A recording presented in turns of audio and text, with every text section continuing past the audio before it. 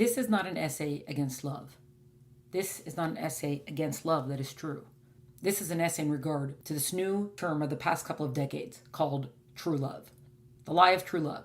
In chasing the lie of true love, we've left actual values behind. Disney's lost a lot of money. Critics, commentators, and consumers point to the wokeification of content, including the recent fiasco of their race-swapped Snow White, who doesn't seem to like the character, and her 7 persons of non-dwarfism. The general reaction to their long string of remakes no one asked for has been a continual lowering of interest and approval. On Disney's 100th anniversary, Daily Wire launched Benki, a kid-friendly entertainment platform which included a teaser for a live-action Snow White remake. It's plausible their version of the princess, however it will be told, will align with stories more familiar to Disney of old. While the old Disney was cleaner and less overtly political, was it truly better? What exactly were old Disney stories about? Focus on the fairy tales. The ones with charming princes and picturesque princesses, Snow White, Cinderella, Sleeping Beauty, Belle, Little Mermaid, et al. Shine and prime for happily ever after. Although there's enough to philosophize over in terms of heroes and curses and saviors and good versus evil, consider these fairy tales' origins. The princesses Disney built their magic kingdom upon aren't only pulled from the Grimm brothers, as many are centuries old with variations across cultures. Unlike what Disney's careful scrubbing would have you believe, most of these stories are not just about romance. Old Disney may have done a good job cleaning up stories and creating a magical brand with happy promises of ever after. They also left out a lot along the way. Ironically, previous criticisms of Disney included accusations of princessifying young girls and luring them with unrealistic expectations of heroic princes and perfect endings.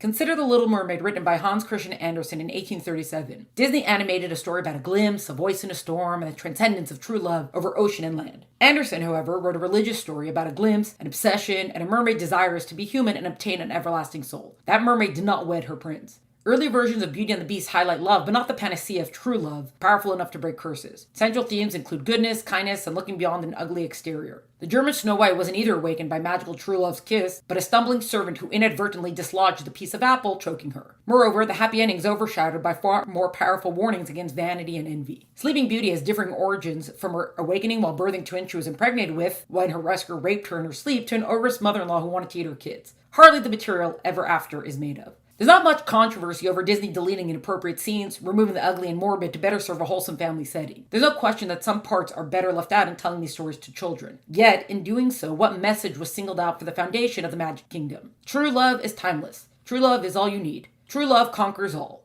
Except the divorce rate. Remember the climactic battle at the end of Wonder Woman, when she finally overcomes the villain, finding strength in the most eternal and positive belief in mankind? Goodness? Sacrifice? No, love! And Superman is mocked for his Boy Scout adherence to truth, justice, and the American way. His credo may be idealistic, but it certainly provides a better compass for humanity. Over the last several decades, the bulk of stories across formats have incessantly hammered the supposedly unimpeachable message of true love. Countless songs are about the power of love. Most films and stage productions include some romantic subplot, whether or not the story needs it. Romance used to be its own genre and is still a best-selling one, but it's since become the pumpkin spice of storytelling. At the summit of the true love pile are stories about love across generations, couples who find each other again and again across continents and centuries. Romantic, isn't it?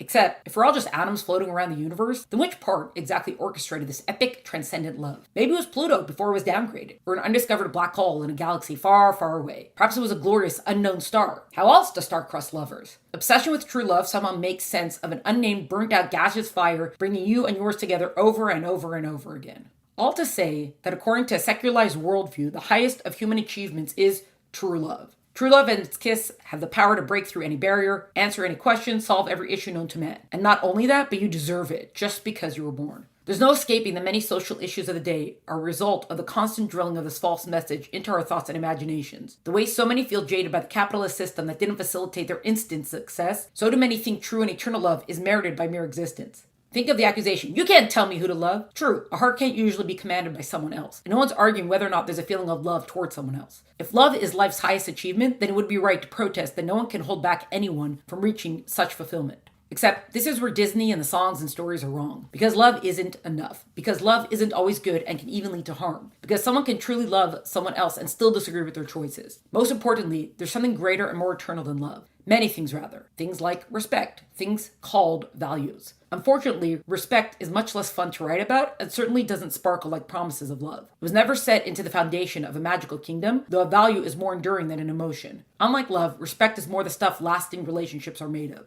Ask the question of someone married 10, 20, 50 years. What is love? Will they answer, well, love is love? Rather, their answer will probably center around an action requiring work, effort, and upkeep. Protest as you will, but no marriage lasts on love alone, especially if left untended. Love is an emotion, and like all emotions, it waxes and wanes. Values, not emotions, are everlasting and used to guide us until they were hammered to death like Pinocchio's original talking cricket. Values must resume center stage, even if that means tweaking how we tell stories. With so much emphasis on true love over real values, is it any wonder respect for our others and ourselves was lost? Is it any wonder people feel lost and betrayed when they don't have something bigger to believe in when love lets them down? Certainly, real and enduring love is relevant and definitely makes for a better life in its various healthy forms. Biblical teachings have plenty to say about love, but never in such deceitful terms as true love. There's a love for the Creator, love between neighbors, love as a directive, which results in better treatment of others, a love hardest to achieve for the effort it demands. Love is considered worthy of focus and cultivation not because it feels good, but because an outpouring of emotion leads to an outpouring of positive, productive action, plus the will to abstain from harmful, undesirable action.